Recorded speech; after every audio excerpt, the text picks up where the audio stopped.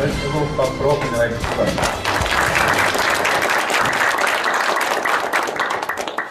이도를 좀 벗고 하겠습니다. 예.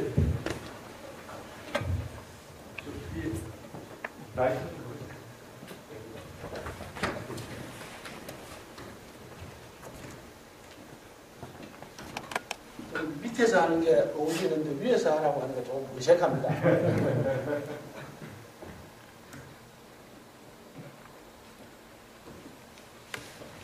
강 원장님하고 그리고 지금 다음 세시연에 강의를 하는 우리 임 박사님하고 그리고 얼마 전에 여기서 또 강의를 한 박시호 이사장님하고 사실은 우리가 같은 서울에 계실 때 같은 IT 관련 우리 어느 모임의 멤버들입니다. 멤버들인데 오늘 이 좋은 자리를 마련해 주셔서 강 원장님께 감사를 드리겠습니다. 감사합니다. 아마 이번 그 IT 톡톡 이 전반적인 큰 틀의 강의에서 제가 아마 나이가 제일 많은 것 같습니다. 많은데 좀 들어보면 아시겠습니다만 저 나름대로는 이 분야에 조금 관심이 있습니다.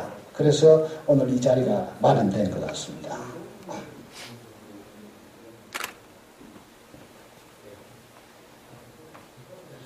우선 제가 마산이고 그리고 요 자리가 제가 해병대를 나왔는데 해병대 신병훈련 때 유격 훈련을 하던 그 용지 연못인가 여기 있지 않습니까? 거기에서 전에 훈련도 하고 해서 저 나름대로는 감회가 깊은 자리가 되었습니다.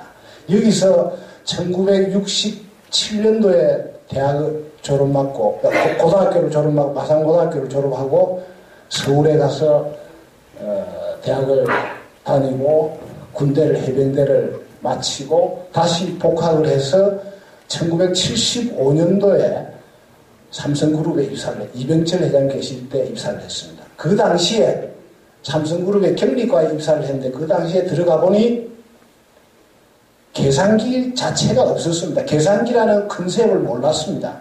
왜냐?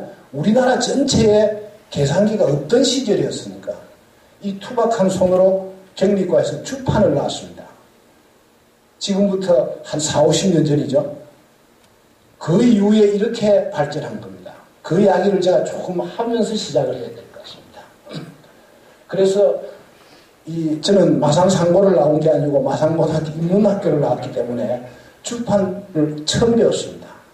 그런데 그 당시에 회사 전체의 자금이 억 단위 정도밖에 1억, 2억 정도밖에 안 되는 그런 시절이었음에도 불구하고 끝 단위가 안 맞았습니다. 그래서 밤을 새우면서 계산을 하고 한 일이 지금도 기억에 남습니다.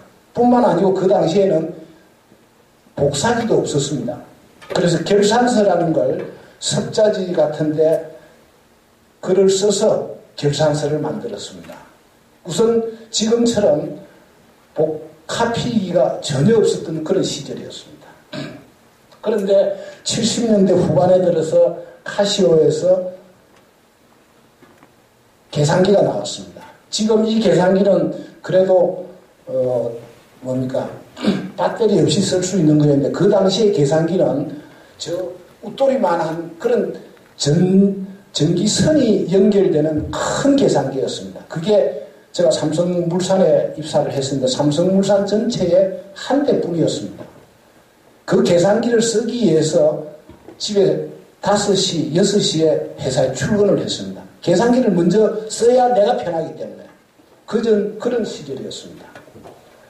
뿐만 아니고 카시오에서 1980년대 중반쯤 되니 손목 시계에 계산기 기능이 들어가는 저런 걸 하나 만들어가지고 출시를 했습니다. 그 당시에 주판에 하도 뒤어가지고 또 이 계산기에 하도 관심이 많아서 저 전자계산기는 이렇게 계산기 기능이 들어간 시계를 사기 위해서 몇 달치 월급을 모아서 저걸 샀었습니다.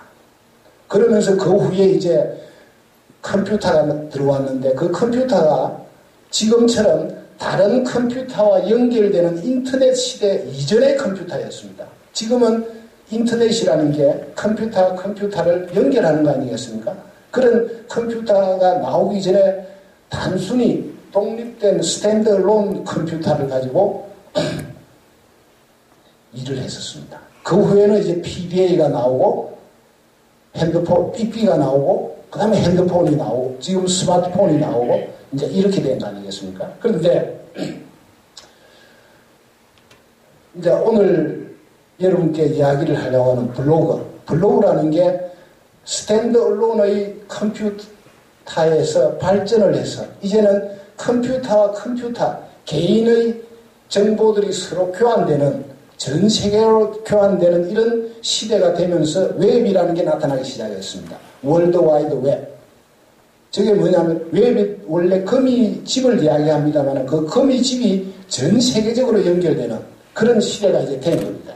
뿐만 아니고 이제 로그라는 게 있는데 로그는 옛날 동인도 시대 전 세계 마젤란이라든지 바스코 다가마라든지 콜럼버스가 전 세계 바다를 다닐 때 항해 일지를 적었습니다. 매일매일 무슨 일이 일어났는지 그 웹하고 로그가 합쳐져 가지고 블로그가 된 겁니다. 그래서 블로그라는 뜻이 여기 보시는 바와 같이 누구나 자신의 관심사에 대해서 자유롭게 글, 사진, 동영상 등을 올릴 수 있는 1인 미디어가 블로그라는 겁니다. 지금. 즉 웹의 제일 뒷글자인 B하고 로그라는 LOG를 합쳐서 블로그라고 하는 겁니다. 그래서 누구나 만들 수 있고 인터넷을 몰라도 되고 또 돈이 전혀 들지 않고 시간과 관심만 있으면 만들 수 있는 겁니다. 제가 여기에 네이버에서 블로그를 만들기를 인터넷으로 연결할 수 있습니다만 시간이 없으니까 다음으로 돌리겠습니다.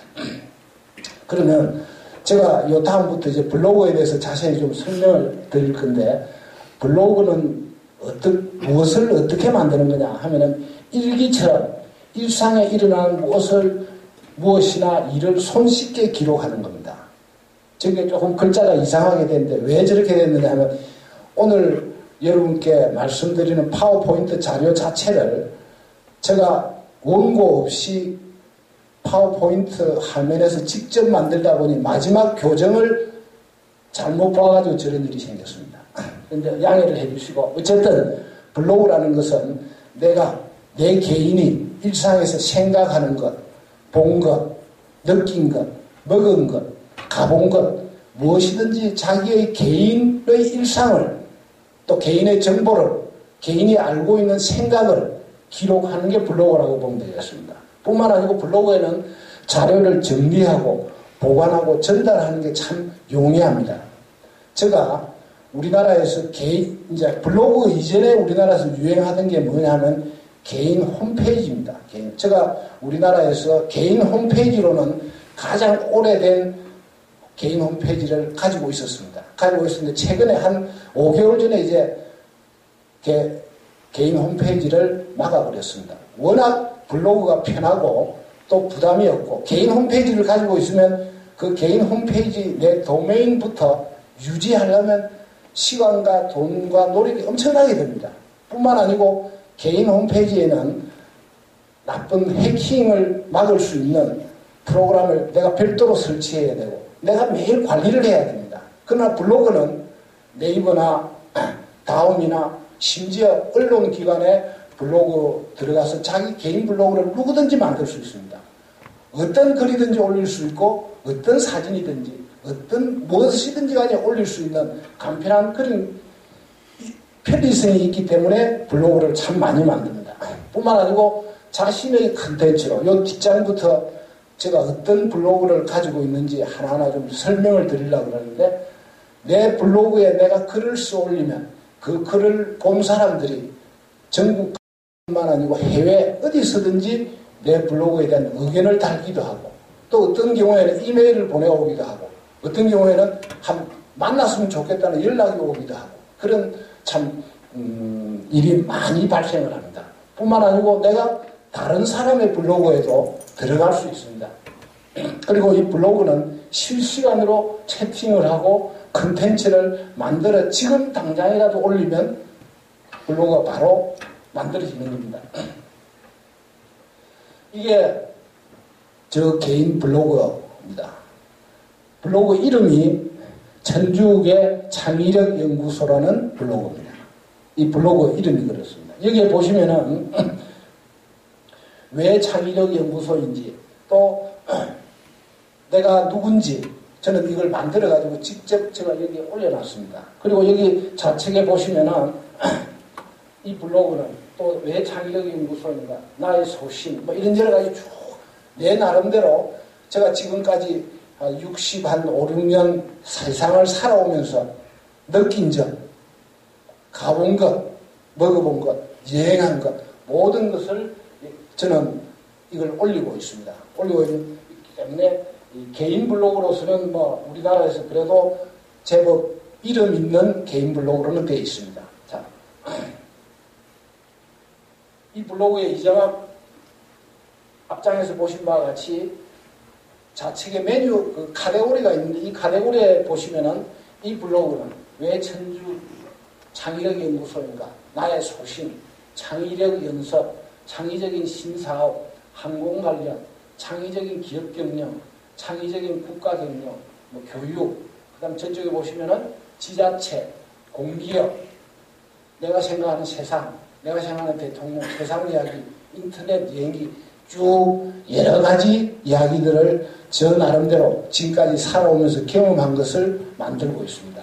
그리고 매주 월요일, 오늘이 월요일인데 매주 월요일이면 제가 매일 올리는 것은 좀 힘들고 해서 매주 월요일, 토요일 내지 일요일 날 이번 주에는 무엇을 올릴까 하는 생각을 주중에는 계속 생각을 합니다.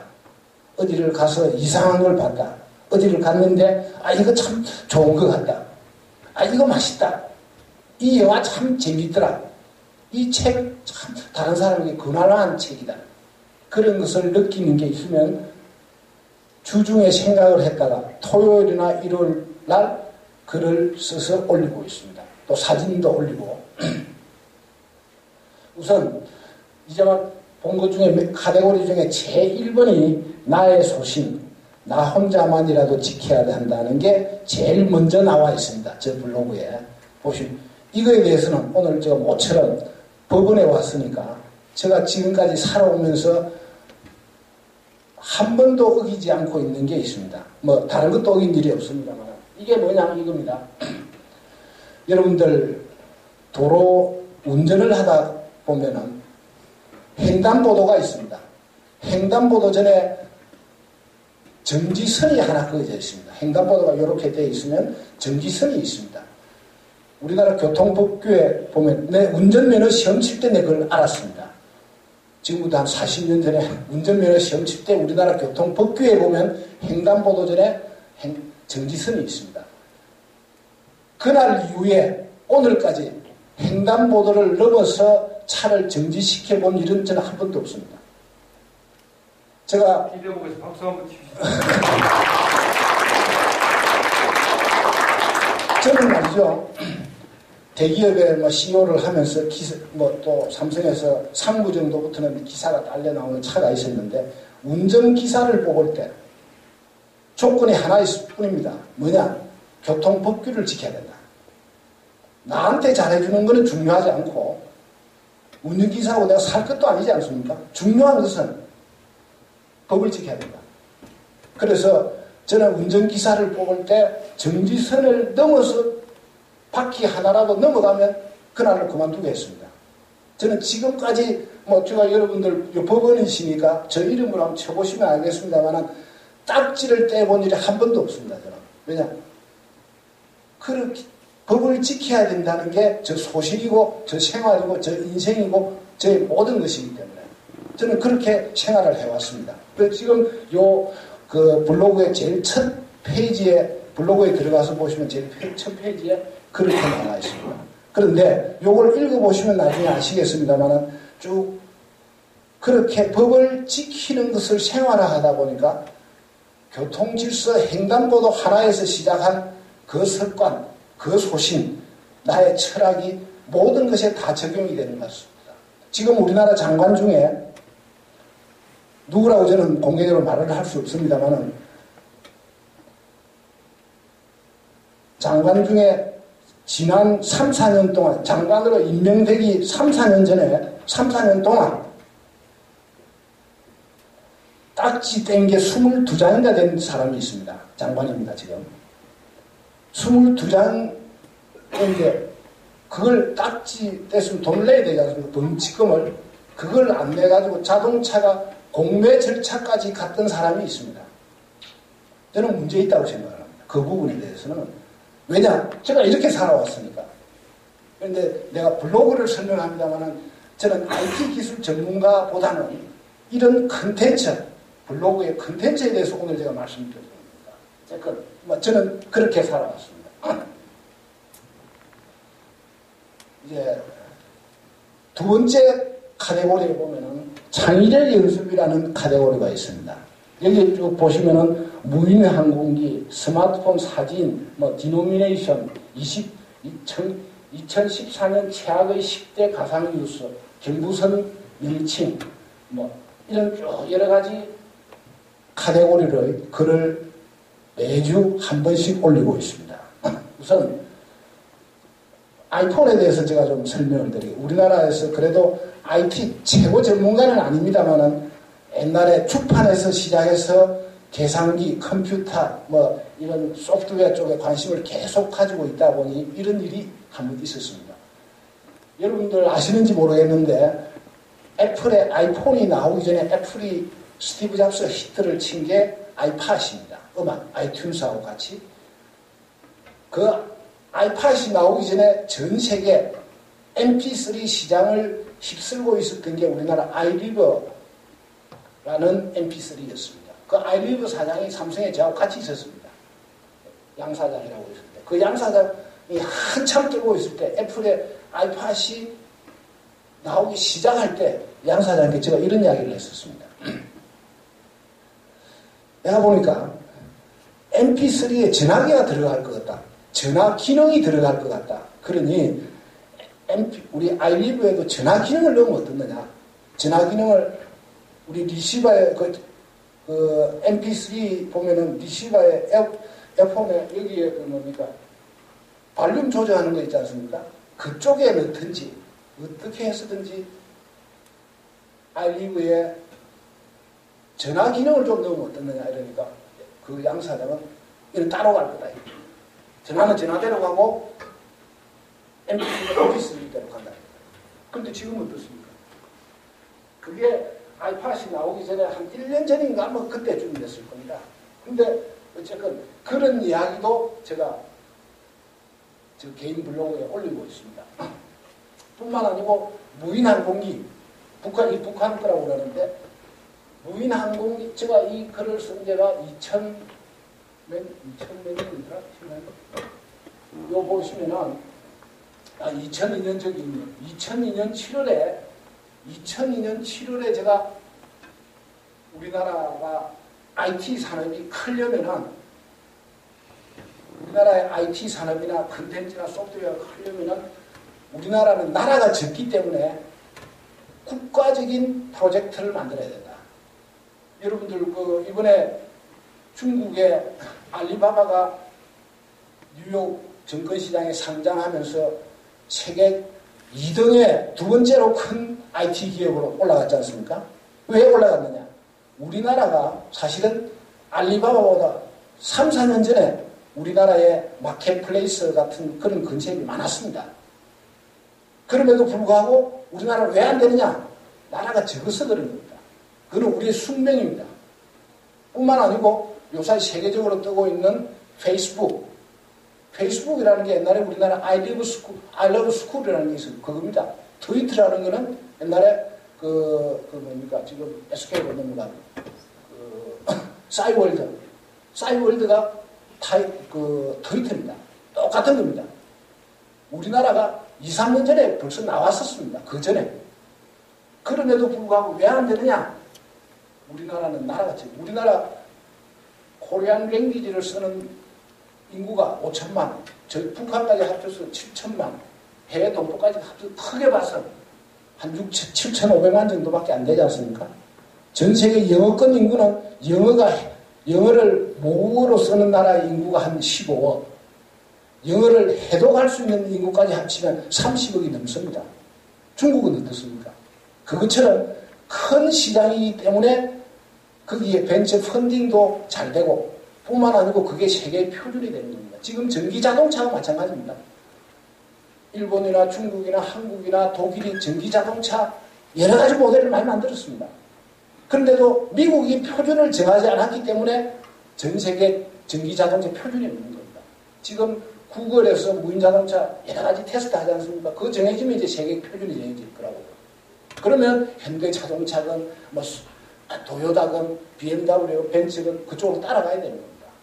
그런 게 제가 뭐 블로그 이야기합니다만 어쨌든 그런 게 우리나라에는 한계가 있다는 걸 우리 젊은 벤처하는 사람들이랄까 정부의 정책 당국자들이 그런 한계를 인식을 하고 벤처를 지원하고 해야 되는데 해주지 말라는 건 아닙니다. 그런 걸 인식을 하고 우리가 더 성장할 수 있는 방법. 이스라엘이 그렇지 않습니까? 이스라엘이 가만히 보면은 이스라엘 사람이 마지막 파이널 프로덕트의 IT 벤처를 하는 게 아니고 중간 플랫폼 기술을 만들지 않습니까? 그걸 우리가 알아야 되거든요. 그런데 그런 거 모르고 우리나라가 그냥 전부 다 하는 거예요, 지금. 그러다 보니까 벤처 펀드의 낭비가 엄청 많은 겁니다, 지금. 이런 거를, 그리고 뭐 저 블로그에 보면 K-팝이 오래 못 가는 이유도 제가 뭐 실례를 들어서 쭉 좀 만들어 놓은 게 이거는 뭐 시간이 없으니까.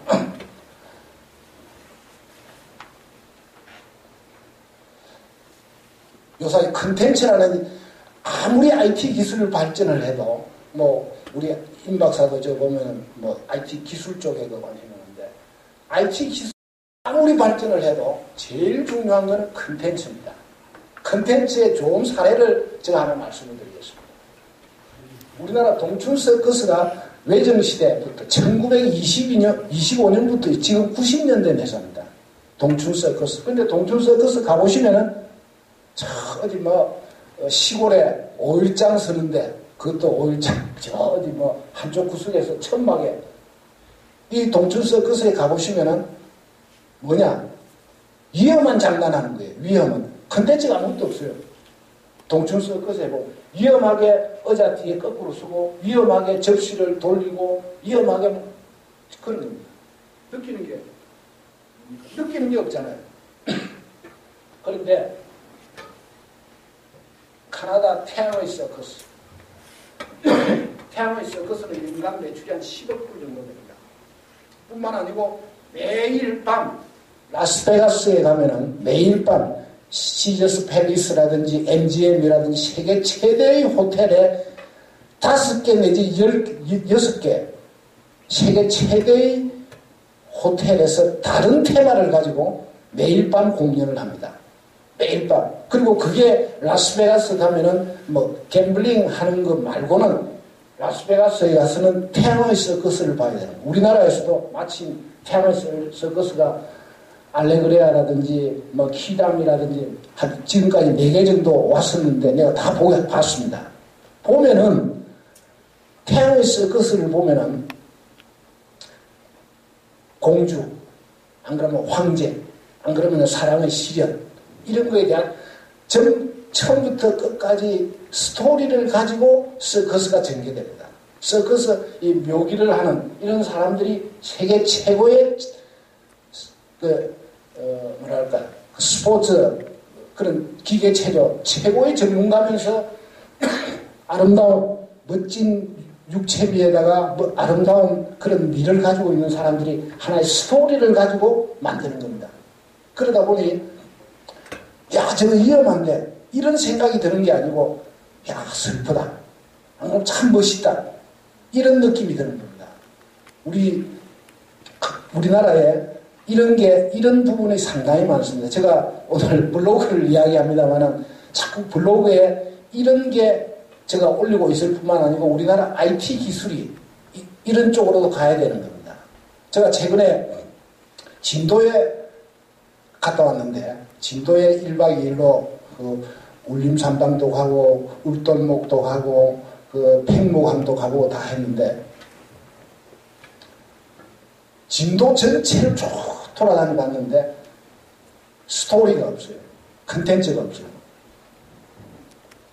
중국 사람들이 한국에 왜 많이 오느냐? 많이 오는 이유 중에 하나가 중국에는 어느 도시를 가봐도 도시 가운데나 도시 제일 중요한 자리에 호수나 운하나 강이 있습니다. 중국 사람 그 넓은 대륙에 다니면 먼지도 나고 다리도 아프고 하니 그 물을 속에 발도 담고 물을 보는 게 제일 좋아하는 겁니다. 그래서 우리나라 제주도라든지 한국이 산도 있고 강도 있고 이렇기 때문에 우리나라에 많이 옵니다. 그런데 중국에 가보시면은 제일 유명한 호수가 항저우라는 데 가면 서호가 있지 않습니까? 옛날에 두보가 거기에 고을 원림을 했다는데 거기에 가보면은 밤마다 장혜모 감독이 하는 인상서호라는 세계에서 밤에 하는 공연 중에는 태양의 서커스보다 더 사람이 많고 더 유명한 공연을 매일 밤 합니다. 우리 진도에도 사실은 그런 물도 있고 특히 섬이 많고 이러기 때문에 그런 컨텐츠 우리나라 발전된 IT 기술을 활용해서 레이저하고 IT 기술하고 그리고 진도에 그 옛날에 유배 간 사람들의 뭐 사랑이라든지 안 그러면 목숨을 건 탈출이라든지 뭐가 되든지 간에 그런 컨텐츠가 있었으면 좋겠다 하는 생각을 이번에 제가 많이 했습니다. 아마 다음 주나 그 다음 주 정도 되면 그걸 글로서 제 블로그에 올릴 생각입니다.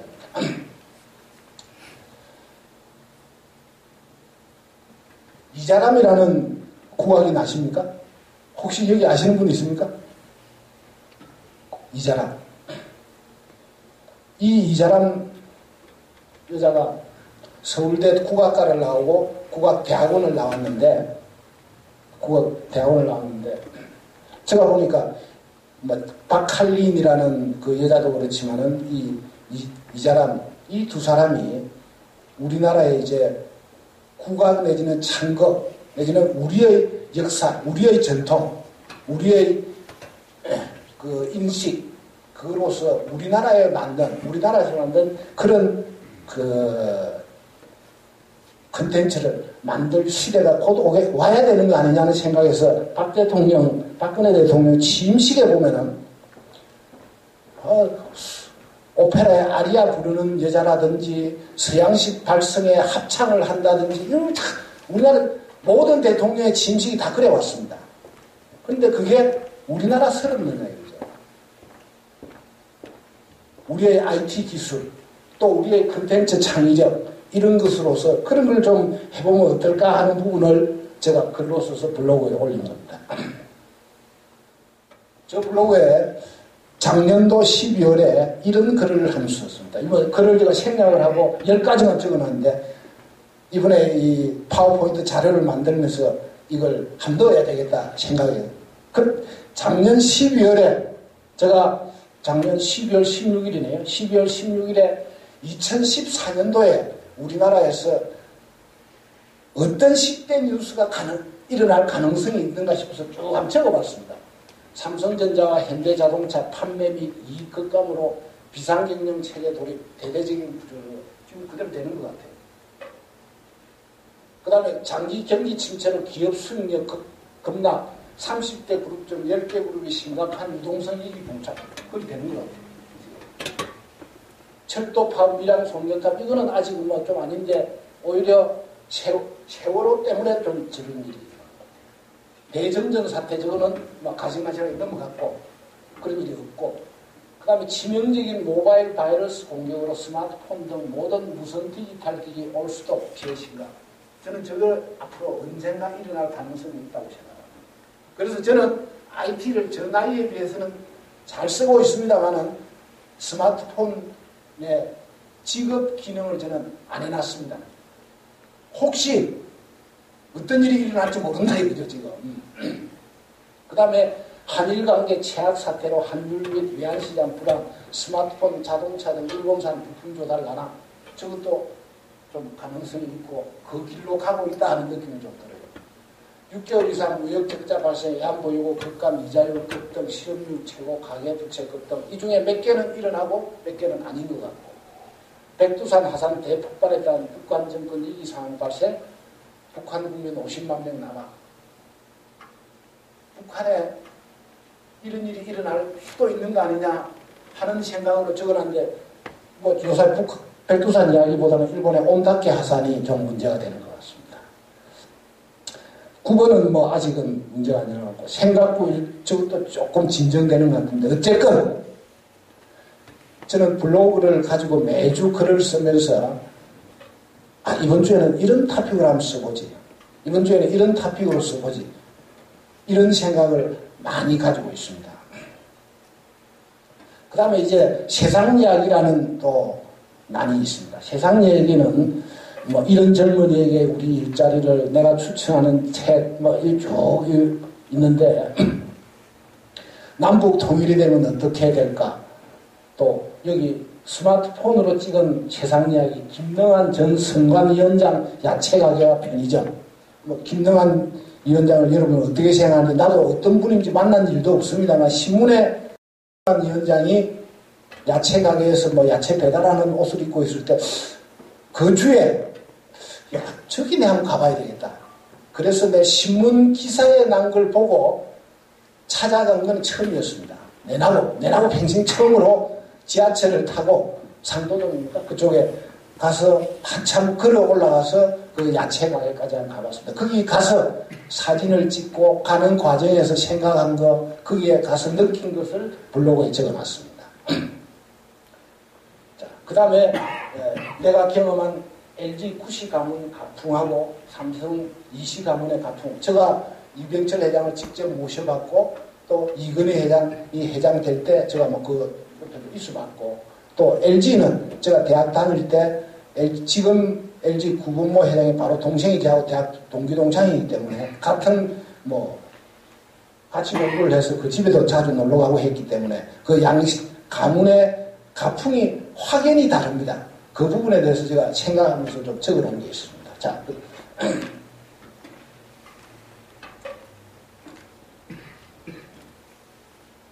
이게 그 김동완 위원장의 야채 가게입니다. 이 CU 편의점도 거기서 하는 거고 그 옆에 저게 야채 가게인데 야채 가게도 그 부인이 하는 겁니다. 그 다음에 이제 창의적인 기업 경력. 제가 사실은 기업인 출신이기 때문에 지금까지 보여드린 것은 제가 평소에 그냥 생각하는, 무책임하게 생각하는 것이고, 지금부터 여기에 창의적인 기업 경영에 나온 것은 비즈니스 호텔 경영이나 펜텍의 해생 방안이나 CGV 사업의 핵심, 효성그룹 3세 이야기, 롯데그룹의 비리 사건과 삼성의 감사팀, 이재용 부회장 삼성을 이끌어갈 수 있을까? 그 다음에 LG그룹은 왜 하이닉스를 인수하지 않았을까? 지금 LG그룹은 뭐 다 아시는 바와 같이 원래 LG 반도체를 만들어가지고 IMF 외환위기 때 현대 반도체하고 막 두 개, 거의 LG는 뺏기다시피 한 거 아니겠습니까? 그게 현대에서도 손을 들고 해서 결국은 하이닉스 반도체가 시중에 매물로 많이 돌아다녔습니다. 제가 그 당시에 동부제철의 사장이었는데 LG뿐만 아니고 또 심지어 자금도 부족한 동부제철에까지 와서 하이닉스 반도체를 사라고 매물로 들고 왔었습니다. 그런데 LG가 만일 그때 샀더라면은 LG가 사면은 그 당시에 한 7, 8천억 내지는 1조 정도면 충분히 살 수가 있었습니다. 1조 정도면은 제가 동부그룹 전체의 CFO 사장도 겸임을 했으니까 동부그룹 전체의 CFO 사장을 제가 겸임을 했었는데 지금 SK는 분기에 1조 5천억 내지 2조의 이익이 납니다. 이 하이닉스 때문에, 하이닉스 반도체는. 지금 반도체 경기가 조금 내려갑니다만 앞으로도 반도체 경기가, 스마트폰은 이제 거의 한계에 왔습니다. 스마트폰은.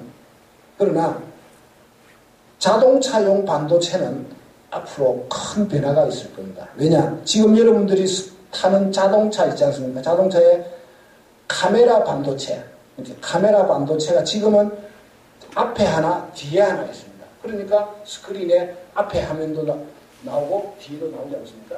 그런데 앞으로는 지금 구글이 만들고 있는 무인 자동차에는 자동차 뺑둘러 반도체가 거의 싸고 있을 겁니다. 그래야 무인으로 운전이 가능한 겁니다. 그럼 반도체 수요가 얼마나 많아지겠습니까? 카메라 반도체 수요가 폭발적으로 늘어날 가능성이 있습니다. 지금 뭐 주정차 하는 것도 그렇고 무인으로 속도를 내기 위해서도 그렇고 모든 자동차 옆구리 뭐 옆에 앞에 뒤에 할 것이 반도체가 엄청나게 많이 둘러쳐질 겁니다. 그렇게 되면 반도체는 상당히 좋아질 겁니다. 제가 느끼기로는 그렇습니다.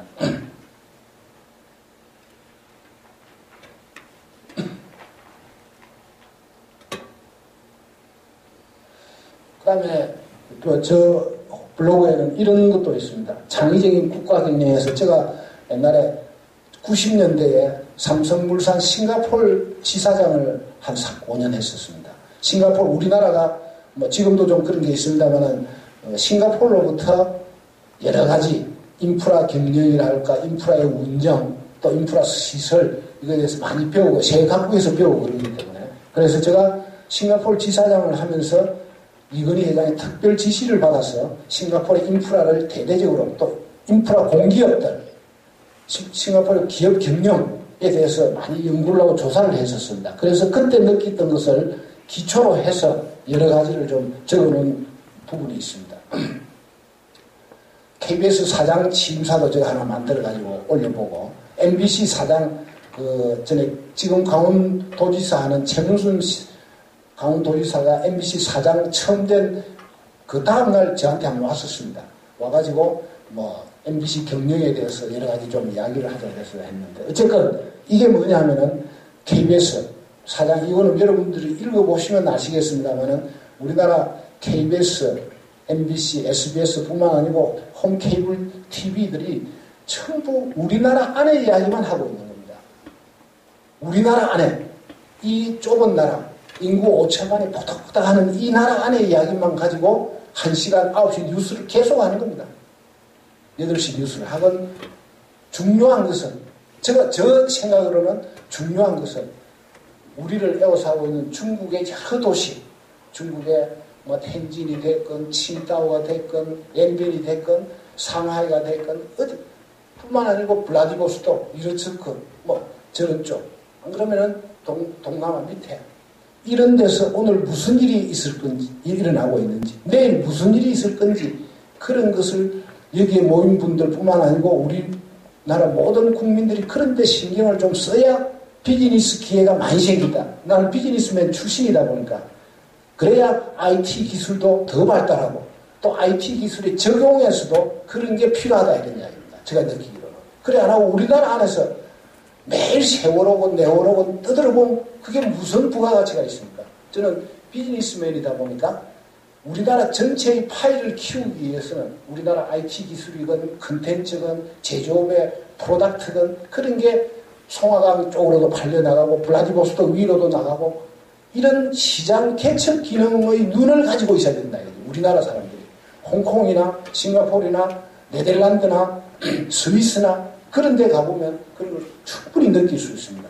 예를 들면 싱가포르에 가보면 홍콩도 마찬가지고 뭐 네덜란드도 마찬가지인데 싱가포르에 가보면 스트레이트 타임즈라는 신문이 있는데 그 신문이 매일 한 60면 정도 나옵니다.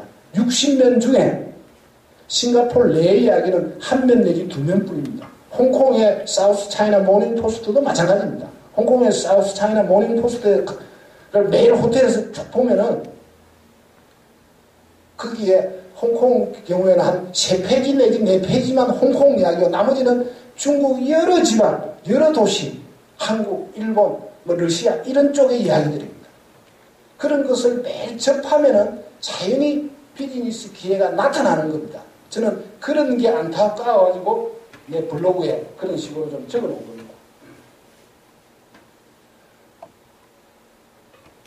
뭐 창의적인 지자체 경영 저기도 뭐 시간이 없어서 구체적으로 이야기를 안 하겠습니다만 제주도도 있고 한데 서울 압구정동 지하철역에 가보시면은 전 세계 유례 없이 성형수술 광고가 막 꽉 찼습니다.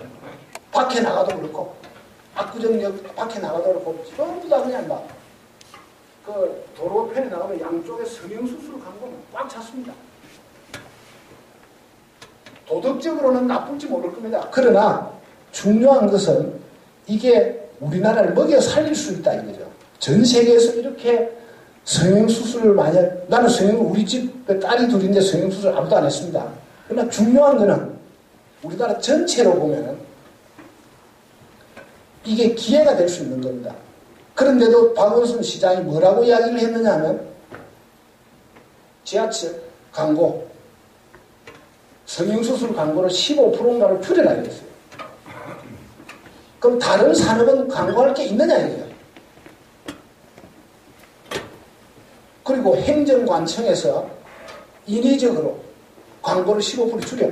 가능합니까 그게? 또 그런 게 싱가포르식으로 보면 바로 부정부패를 만드는 일입니다. 왜냐? 15%를 줄인다면은 어디를 줄일지. 여기에 나오는데 제일 중요한 데는 내가 들어가야지.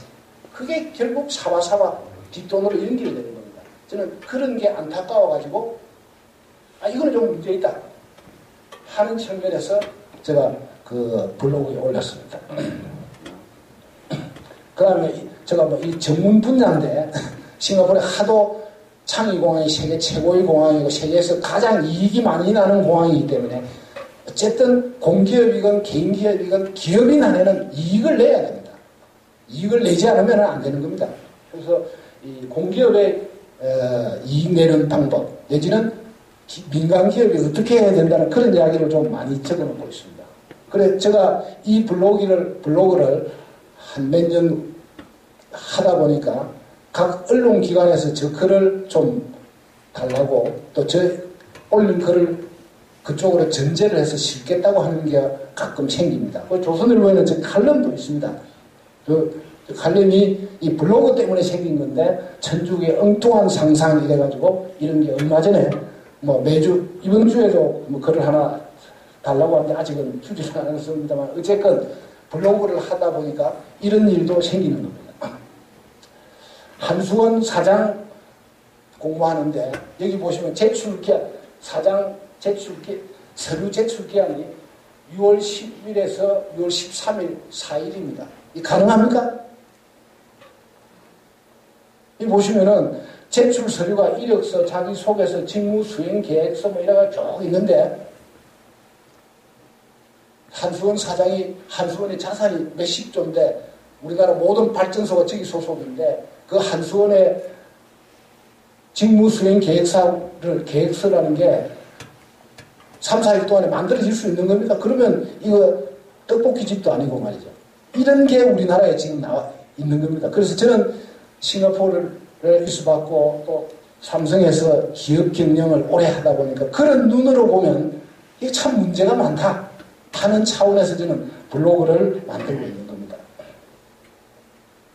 그 말고 이제 뭐 마지막이 돼갑니다만 스리랑카 같은데 제가 얼마 전에 스리랑카에 가서 기업 경영에 대해서 특강을 해달라 해서 한번 가서 갔던 거, 뭐 감차카에 가 여행 갔던 거 이런 이야기를 좀 적어놓고 그 다음에 사진을 이제 나름대로 요새는 스마트폰이라는 카메라 기능이 워낙 잘 돼가지고 사진을 오늘도 뭐 여기 와가지고 사진을 몇 번 찍었는데 이게 3년 전에 한강에 물이 많이 범람했을 때 저 건너편이 뚝섬 근대 여기 있는 쪽에 스타시티라는 주상복합 아파트 단지입니다. 건너편에 강남 그 청담동 쪽에서 본 한강입니다. 제가 개인 스마트폰으로 강물 구경 갔다가 찍은 게 이겁니다. 그리고 얼마 전에 우리 동네에 보니까 쓰레기 분리 배출 생활화로 쾌적한 환경 조성. 여기는 모르겠습니다만 서울 같은 데서 지나다니면서 저거 보고 야 쓰레기 분리 배출해야지. 분리 배출해야 내가 환경이 좋아지지. 이런 생각하는 사람이 있겠습니까? 저는 없다고 생각을 합니다. 그리고 이런 표 붙이던 시대가 아니다 이거죠. 그런데도 공무원들이 이렇게 한다 이거죠. 그게 바로 강남구청 옆에서 이런 일이 일어납니다. 저는 정 필요하다면 위에 있는 거 있죠. 7월 1일부터 일반 쓰레기와 음식물, 재활용용품 등을 혼합 배출 시 쓰레기 반입 정지제를 시행한다. 저 문구를 적어놔야 된다 이거죠. 차라리 저게 벌금 내는 거 그런 거 아니겠습니까? 근데 밑에 쓰레기 분리배출 생활하러 쾌적한 환경조성 지나다니면서 야 분리배출을 해야지. 그런 사람은 없을 것 같다 하는 생각에서 그럽니다. 이거는 제가 어느 골프장에 가서 골프 티샷을 기다리는 동안에 하도 경치가 좋아가지고 이렇게 스마트폰을 찍어요. 이거는 그 청담동 쪽에서 건너번에 서울 올림픽 메인 스타디움인데 뚝섬 유원지입니다. 뚝섬 유원지에 지하철을 타고 가다 보면 이 얼마 전까지 며칠 전까지만 해도 이런 야외 수영장이 있었는데 그 역에서 지나가다 보니 하도 좋아서 여기서 내려서 스마트폰으로 찍었는데 겨울에도 똑같은 위치에서 제가 한번 찍어보고 똑같은 위치에서 제가 매주 월요일 날 블로그에 글을 올리면은 저 블로그에 글을 보는 분들이 거의 대부분 CEO를 했거나 또 뭐 정치인이거나 대학 교수거나 또 우리 강 원장님 같은 이런 분이거나 나름대로는 좀 뭐 레벨 있는 분이다 보니까 블로그에 들어와서 직접 글을 볼 기회가 없습니다. 시간도 없고. 그래서 처음부터 저는 매주 월요일 날 글을 올리고 나서는 이렇게 이메일을 보냅니다. 이메일을 보내면 여기를 딱 눌러 클릭하면 이제 글을 볼 수 있도록. 사실은 이 방법은 IT 마인드로서는 안 좋은 방법입니다. 요사이 뭐 스마트폰으로 한다든지 스마트폰에 여러 기능을 활용한다든지 요새 SNS가 워낙 발달했기 때문에 그러나 저 나름대로 이게 장점도 있다고 생각하기 때문에 계속 이렇게는 하고는 있습니다. 마지막입니다. 내가 블로그를 몇 년 해보고 개인 홈페이지도 한 10년 전부터 하다 보니까 저 나름대로는 이 나이에 아직도 글을 쓰려면 자료를 좀 찾아봐야 됩니다. 그래서 공부를 많이 하게 되고 사회 어디 길거리를 다니다가도 뭐 관심도 많아지고 그래서 공부를 많이 하게 되고 그리고 체계적으로 생각을 하게 되고 매주 주말에 글을 쓰려면 주중에 이거를 앞에 무엇을 넣고 두 번째 뭘 넣고 어떤 증거를 어떤 자료를 좀 봐야 되겠다는 생각을 갖게 되더라고요. 그리고 생활을 기록하게 되고 그리고 몇 년 지나고 나서 그때 뭐 했더라? 저는 블로그를 찾아보면 다 압니다. 그리고 이 조금 앞장에 봤습니다만 매주 월요 편지를 쓰기 때문에 이번 주에는 무슨 일이 있었다는 걸 잠깐 기록도 하기 때문에 그렇습니다. 그리고 블로그를 통해서 많은 사람을 알게 됩니다.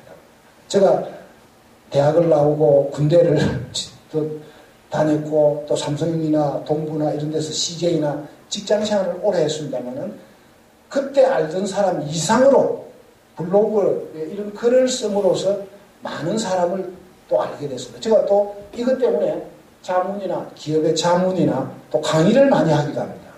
박시호 우리 이사장님도 그렇습니다만 좀 그런 점이 있고 그리고 정신건강에도 참 좋은 것 같습니다.